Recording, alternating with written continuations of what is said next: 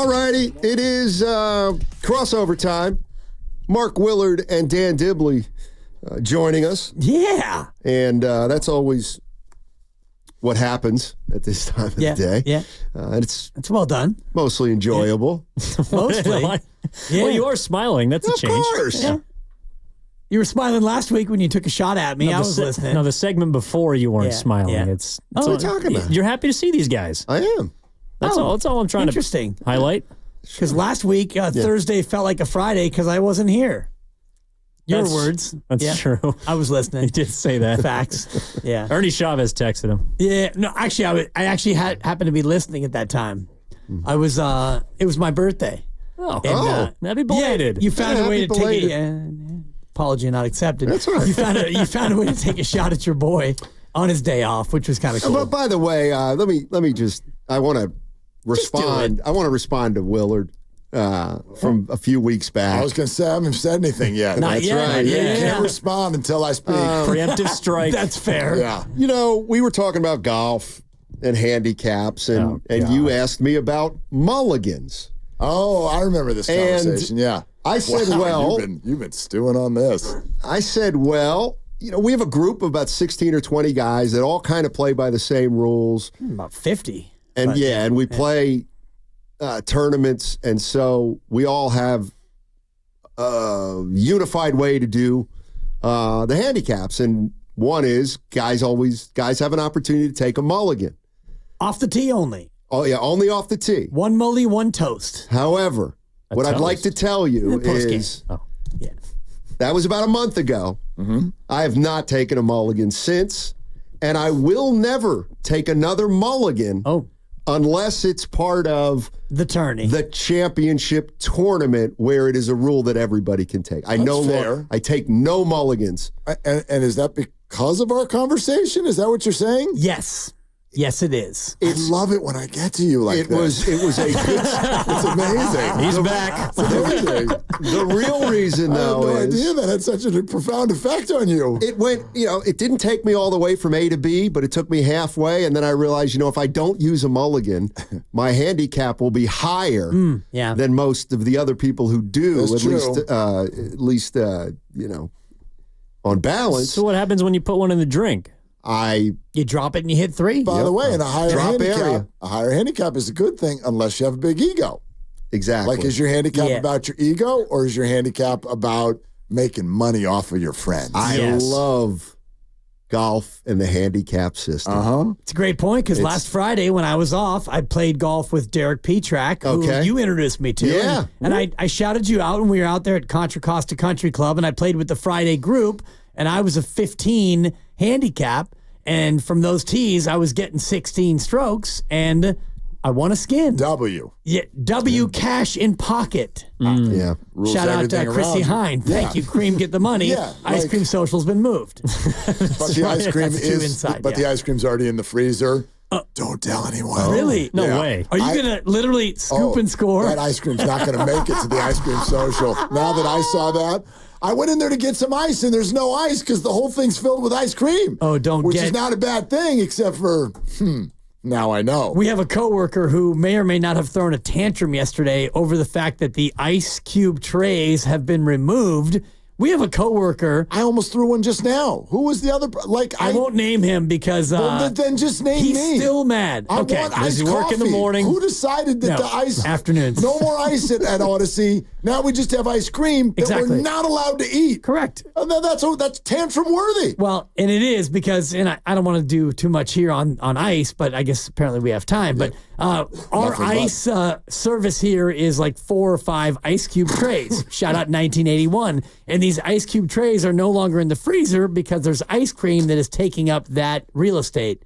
So people who like ice in their water, you can't get ice baby. Too cold. 3. Thank you. It's not available because we have ice cream in the freezer. You can now because I just put the ice tray back. Look at you. Yeah. Well, I will tell. We're making executive decisions. I will go tell our coworker, and I'll let him know that you did that, and he may come hug you. Let's go. I love a good hug. he or she, they, a hug gives have been endorphins. mad. Yeah, no no there doubt. should be ice. Should be. I mean, come on. Well, it's better than what the apartment's worth of microwavable dishes that I saw in there a week ago. I felt like someone had just moved into the building and brought food for today, tomorrow, 3 meals a day, and through the next week. I mean, at the very least, it's something for everybody at this point, as opposed to one person who's got initials on every single thing. Yes, sir. Back to you, Steiny. Totally. Okay. So the San Francisco 49ers, they play the Las Vegas Raiders tomorrow, the final preseason game, and Kyle Shanahan plans to play. And I don't want to bring up any ill will. Bring it. But it looks like he wants to play the starters at least a quarter, maybe up to a half, and there's no ill will here. I heard where the ill will is between you and the 408. I heard you. How early was that you were screaming idiot into the microphone today? Wow. Second segment. About someone you've never even met. 10:36. You don't even know what this 10:36. You don't even know if the idiot is a female or a male. Doesn't matter. You're just firing. Gender free. Yeah. Idiot is gender free. It is. It's also offensive. But he or she thought that we were disrespecting Shanahan. We were doing no such thing. We were simply saying, he's going to play those starters. Well, I wonder why. I would, when I was listening, I went, hold on, I get it, Steiny. You're going to block the text by saying we are simply serving on a platter a concept. Thank you. Yeah, but I want to know what you think about it. Well, you serve up a concept. Oh, no. I'd love your opinion on it. Oh, I shared it. And the concept was it was sort of like, is Kyle, does this make sense to you? Yeah, or kind of. How do you feel? Well, I feel like, honestly, this could be a sign that they might be a little behind, or he feels like they may be behind, or not where they were last year. And I think it may have a little something to do with the canceled joint workouts with the Saints, but I think there could be like an unspoken message about, you know what? Maybe we won't have these two guys for the opener, and so I may as well give it a shot with the starters minus the two guys we know who aren't going to be there.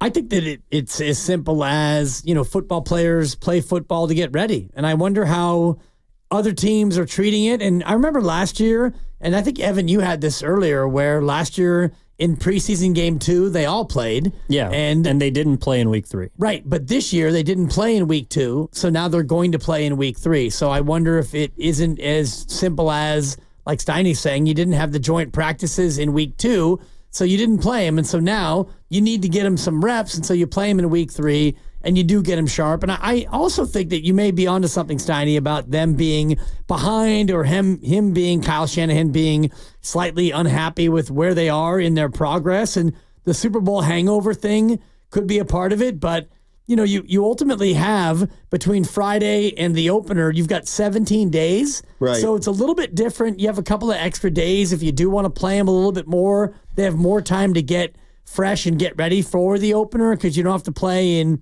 I guess it would be 16 days. You have the extra 1 day. Whatever the calculus is, I have no problem with football players playing football to get ready to play football. Yeah, my only thing is, and he might just say the same thing you did, which is it's football and I have football players. That's why I'm playing them. But there's probably a reason why he switched it up from last year. And that's all I'm curious about. I have no opinion about, well, this is irresponsible. Nothing like that at all. And I do think it's probably got to do with, he might be sending a message to his team about, listen, I don't like where we're at right now, and I'd love to see us play a good quarter and a half of football with the guys who are going to be out there against the Jets. It is a head scratcher just from the standpoint that not only is he doing it differently than he did last year, but that is also not the NFL norm. You don't have to do it the NFL norm way, but in a 3-game preseason, usually the dress rehearsal is game 2. Yeah. And they've decided now that it's game 3. So it's a fair question as to why. I don't know if he's directly been asked that yet, and hopefully he will. But in general, I mean, I'm not offended by football players playing preseason football, I was a little knocked off course by one most important position player playing without any of his security blankets around him. I found that to be a head scratcher, but nobody ever questions that he's got his reasons. Right. Sure, Kyle Shanahan's not doing stuff willy-nilly. I don't know why he decided to do that and why he decided to change that process this year. But all in all, it's a good thing. It's a good thing. Like, let's take a look. Let's take a little glimpse tomorrow night at what it looks like. By the way, the other thing you said, though, let me, gosh, I want to do everything shy of the word guarantee. Trent Williams is playing on September 9th. I guarantee. I promise you. I promise all of you. Is a promise south of a guarantee? That Trent Williams. Yeah, because, like, it's just a promise. I'm just a guy. It's just, like, you know what I mean? You could be like, and you your broke your guarantee promise. would be the same, though, because you're just a guy. Yeah, right, but, like, it has a different vibe behind it. I get it, yeah. You know what I mean? But I promise you, Yeah. I promise you that Trent Williams is playing September 9th. Yeah. I am making that promise for Brandon Ayuk. Yeah, and that's smart. That's smart. And I don't do promises because, promises only set you up for it to be broken. And maybe it goes back to my first marriage where, I don't want to get too deep in the weeds, but it turned out I'm taking notes. Turned out that the vow that was given in 98 was not upheld. But anyway, so guarantee, promise, whatever word you want to put on it, I'm with you, Mark. Trent Williams will play in week 1. And yesterday, the report that came out, the news, the sound about them talking and them hammering it out, it makes me feel more comfortable with that. But then today, with Washington trading a wide receiver, that had my antenna go up about the idea of maybe the Jaden Daniels, Brandon Ayuk reunion still having some life. I mean, it's nonsensical. Well, they need another wide receiver now. They need a receiver, Yep. and Ayuk is not signed. I don't know that they need another receiver. I think they got Terry, right? Well, they got McLaurin. He was always their number one. They've got some other young guys who, I put it this way, like Greg Rosenthal sent out a tweet a week ago. You all know who Greg Rosenthal is, right? Yeah. NFL writer. He sent out a tweet a week ago that said, he goes, God, I'm listening to the Commanders' press conferences on the daily right now, and I'm starting to wonder if Jahan Dotson is still going to be on this team week 1. Oh, wow. So there's something there that they weren't digging, and one of their young pups, I forget his name right now, I'll look it up. One of their young pups has a similar skill set to Dotson. I think they just felt like they could get something for him, and he had fallen out of favor. I think it's as simple as that. I don't think it's Washington now deciding that they've got this big hole. Gotcha. That they want to get back in the sweepstakes. Yeah. I mean, I don't know, guys. There's like... Well, if anything, you would want to move him to the Niners because everything that we've heard is that they want a receiver back. And that... Right. That's another good point. Yeah. So. Like I did hear people say, like, the draft pick that Washington just got, like, could that now be a sweetener to the Niners? I don't know. It would, look, if there's a surprise around the corner and a team we weren't thinking about, would that shock? I don't think anything would shock us at this point. But I also think teams right now, Brandon Ayuk is a big-time starter. I don't know how many teams are looking for that. Like, we got a game in 2 weeks. 2 weeks from tonight. Yeah. We got a game. Yeah, like, you're right. Who's looking for the wide receiver 1 or 2? You know what I mean? I don't know. This is more of a bit thing. I'm struck by the Eagles as a franchise, though. They got embarrassed by the 49ers last year. They never recovered, and they have spent their entire offseason reacting to that game. Yeah. And that's coming together. That's you could I don't know about that. Make the same case for the Niners 2 years ago. Well, but I would say, like, if you're a Niner fan, does that kind of concern you? The Eagles are acting with that little brother urgency, and the Niners are acting with the big brother blasé. Right? The Eagles, okay, fine. Barkley, we're going to acquire Dotson, and we're paying 2 wide receivers north of $25 million each. No problem. Let's go. And so there's weaponry. I mean, how would you compare the Eagles' weaponry to the Niners' weaponry right now? It's comparable. It's better. Whose is better? The Eagles. You think so? Well, yeah. I mean, the Niners have Deebo Samuel and who at wide receiver? I mean, George Kittle. I know he's not a wide receiver, but I mean, if we're talking weaponry, they got Christian McCaffrey. Sure. But Barkley, A.J. Brown, Devontae Smith, Goddard. And Dotson, and now Jahan that Dotson. Sounds pretty good. It's a good group. That's a really good group. You're listening to 95.7 The Game, KGMZ FM and HD1 San Francisco. Always live on the free Odyssey app, Twitch and YouTube, powered by First NorCal Credit Union. Yeah, I mean, I think their lines, assuming Trent's back, is also relatively comparable. I mean, they lost Kelsey, but they still got a decent guy on the right side who jumps early. And, I think their defense ain't too bad, even though they've lost Hargrave. They got 2 decent defensive tackles. Yeah, like the Eagles, if you're looking at the NFC, I do think once again you're looking at the 49ers. Detroit is there, but I think that they're a team that is probably less wholesome than either San Francisco or Philadelphia. Yeah, if I'm going to handicap 2 teams I expect to meet in the NFC Championship, it's those 2 groups. What about Green Bay? I'm a bit skeptical of a team that got in the last week. I think that they caught Dallas at a good time. They looked really good against San Francisco, but I think the conditions also made them look really good. Green Bay's a good team. The team that I don't know, maybe I'm sipping the juice, but I think Chicago might be better than Green Bay this year. Sipping the juice. That Caleb juice. It's a little early for Caleb, but I hear you. They got some interesting players. I also think this is going to be the year the NFC South is no longer just this doormat that you can all roll over. It's not going to 8-9 not winning the division this year. Baker Mayfield. Steiny's boy. Tampa, I think Tampa's not bad, and I think Atlanta could be really interesting. Atlanta could, like they felt last year like they were a quarterback away. They should have been, from turnkey. They got a lot of answers at a lot of other positions. So if they get some steady play out of the quarterback position, I think that can be a 10 to 11 win team. And nothing says steady like Kirk Cousins. Who, by the way,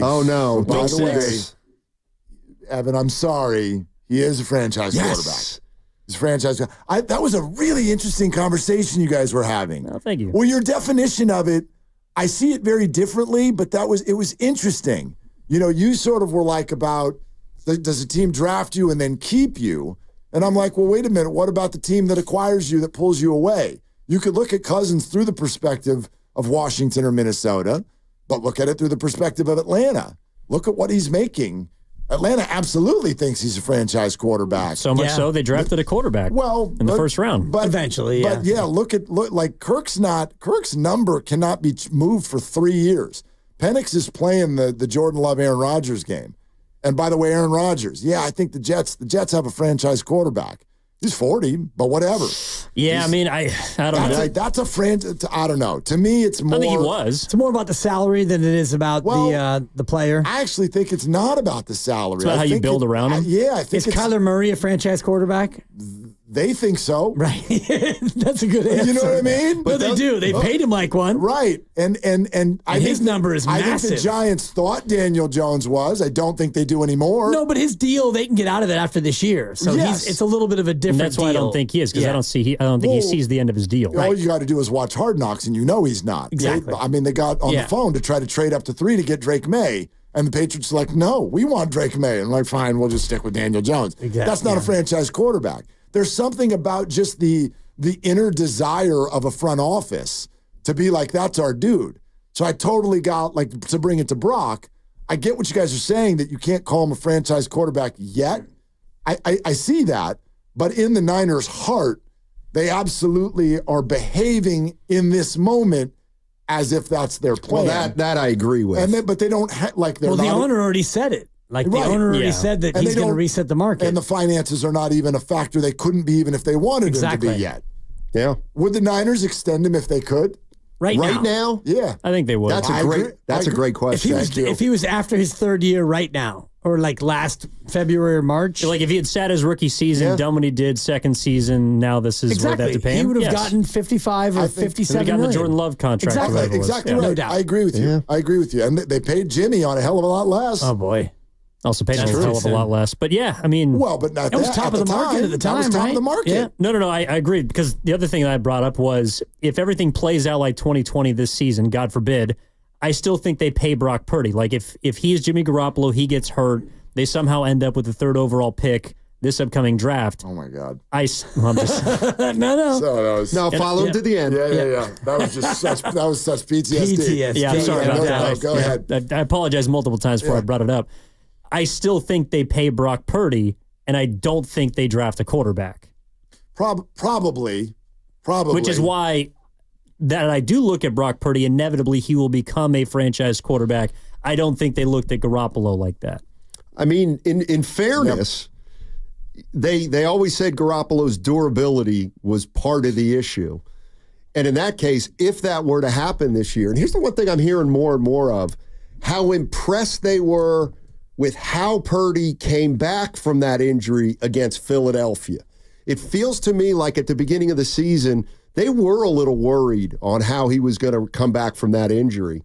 So he passed it with flying colors, but I mean, if Trying to get Brady. And I will say it, Exactly. if God forbid he gets hurt in Game 5, well, at that point, maybe you say, oh boy, do we have the same kind of issue with this guy? Well, I thought the Jimmy durability stuff was always a cop-out. Do you? Yeah.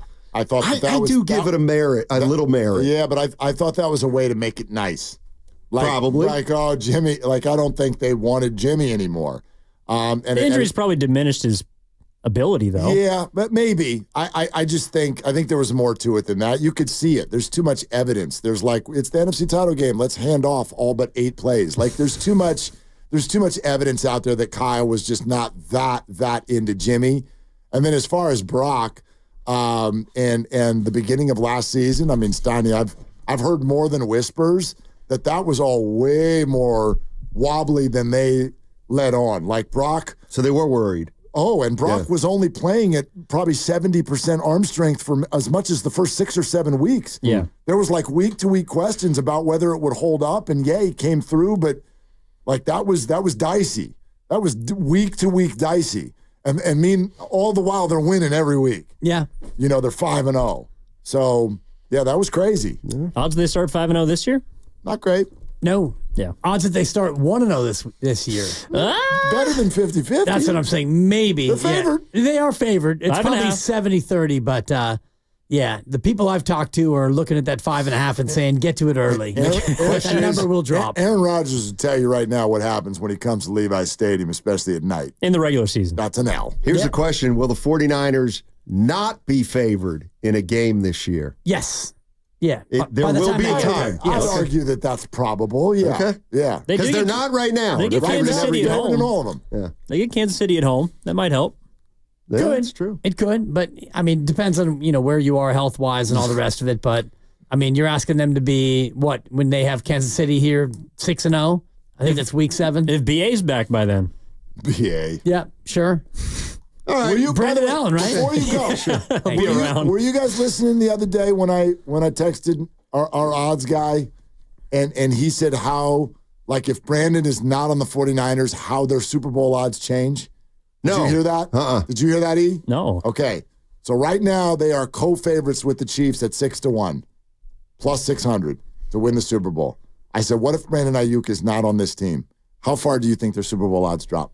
They go. They're both 6-1. They're both 6-1, and the next on the list is the Ravens at 10-1. The reason you're asking this question, I would say, is because what if my answer is they don't change?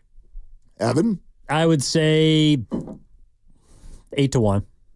Well, if you Or they improve. If you just if you tell the real answer is right in between what the two of you just said. Just one? 7-1. 7-1. Wow. Good stuff. I like All right, that. well, listen, guys, I'm getting a haircut today, and I got a 2:30 appointment. Nice. And so You don't need one. You look great. Nah, I don't like it. I don't like it. All right. It's going to hurt your handicap. Yeah, 95-7, the game. That's where we are.